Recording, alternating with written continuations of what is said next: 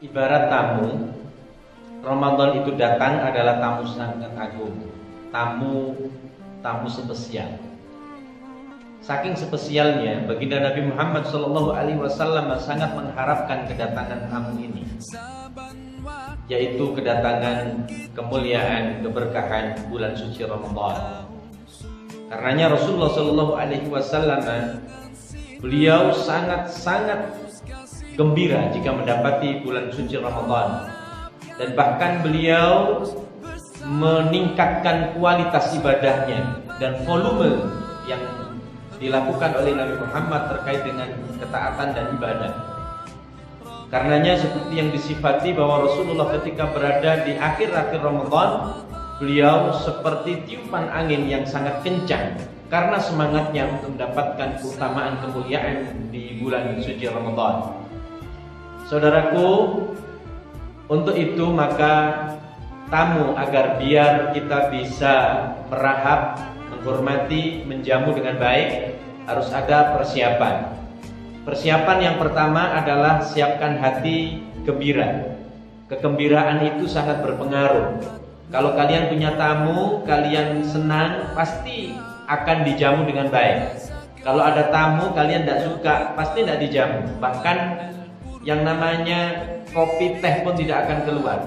Tapi kalau tamu itu disukai, tamu itu disenangi, apa saja pasti dikeluarkan untuk itu, untuk membuat tamunya bergembira.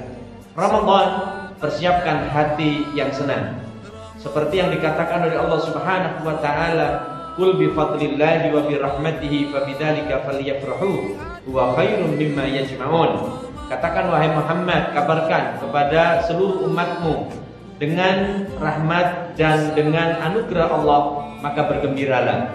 Anugerah tidak hanya Al-Quran, anugerah tidak hanya kesehatan, anugerah tidak hanya iman, tapi juga anugerah itu merupakan Ramadan yang mulia.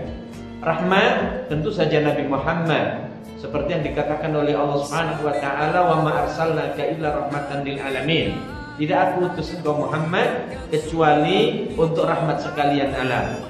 Tetapi Ramadan ini juga bagian daripada rahmat. Saking mulianya Ramadan ini, Nabi Muhammad SAW juga mengharapkan rahmat Allah Subhanahu wa taala, keutamaan dari Ramadan ini. Yang kedua adalah ijadut tahni'ah, bagaimana kita siapkan diri kita untuk menyambutnya. Jadi tidak sekedar hati gembira, tapi juga menyambutnya.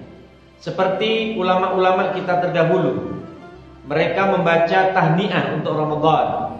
Ada yang membaca marhaban ya Ramadan, marhaban ya Ramadan, marhaban ya Ramadan, jud lana bil ghufran. Selamat datang bulan Ramadan, selamat datang bulan Ramadan, selamat datang bulan Ramadan.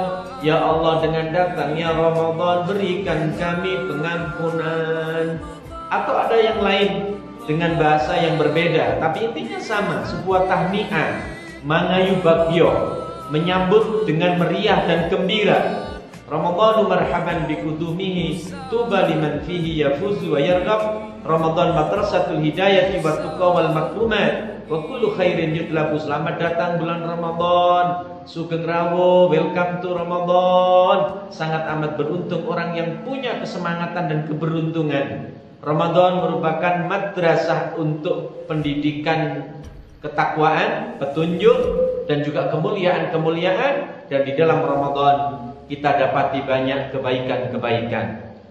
Yang kedua adalah ijadut taubah, bagaimana kita menyiapkan pertaubatan kepada Allah. Kalau ada pertanyaan hubungannya Ramadan dengan taubat apa?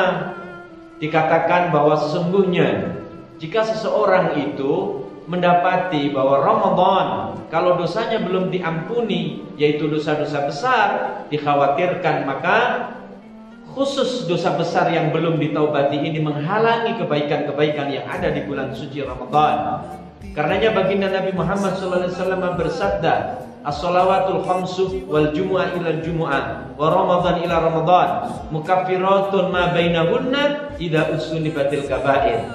Salat 5 waktu Jumatan Dan Ramadan itu dapat menghapus dosa antara keduanya sepanjang dia menjauhi dosa-dosa besar. Jangan-jangan sebelum kita Ramadan datang lalu kita belum bertobat dari dosa besar kita, Ramadan tidak menjanjikan pengampunan dosa. Bahkan dosa besar kita itu yang belum ditaubati menjadi penghalang kita untuk mendapatkan keberkahan, rahmat dan kebaikan-kebaikan yang lain di bulan suci Ramadan. Naudzubillah. Karenanya watubu ilallahi taubatan nasuha. Bertobatlah kepada Allah dengan taubat yang sebenar-benarnya. Yang keempat adalah ilmu. Penting ilmu ini. Karena likulli syai'in tariqun wa tariqul jannah al-ilm. Setiap sesuatu itu ada jalannya dan jalan menuju surga adalah ilmu. Untuk bisa diterima Ramadan ini dengan baik, tidak hanya sekedar sah dalam menjalankan, tapi pahala juga didapatkan, maka ilmu harus kita cukupkan. Bagaimana syarat rukunnya puasa, yang membatalkan puasa, adab-adab puasa, kita dapati itu dari ilmu, pengetahuan. Karenanya suatu saat Nabi Muhammad SAW bersabda, "Kam min shaimin laisa lahu min siyamihi illal ju' wal atas." Berapa banyak orang yang tidak mendapati pahala puasa. Kenapa? Bisa jadi itu hanya sekedar lapar dan dahaga. Mungkin saja karena dia tidak punya ilmu, dan bisa jadi tidak punya ilmu atau tidak membekali dirinya dengan ilmu. Hanya lapar dahaga saja, tidak mendapatkan pahala. Kenapa? Karena dia tidak punya ilmu untuk melakukan puasa ini dengan syarat rukun ibadah yang baik. Selanjutnya adalah semangat. Semangat untuk beribadah dalam rangka untuk mengisi setiap waktu, setiap daripada kesempatan di Ramadan menjadi ketaatan, menjadi kebaikan, menjadi kemuliaan di sisi Allah Subhanahu wa taala.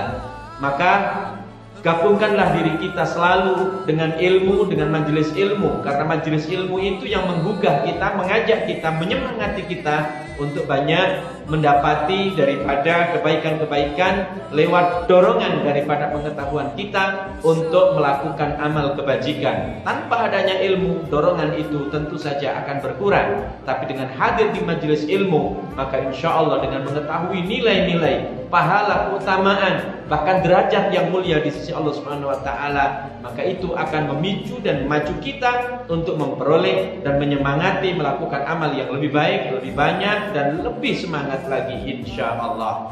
Mudah-mudahan dengan itu Ramadan ini akan kita isi dengan taubat dan juga amal-amal yang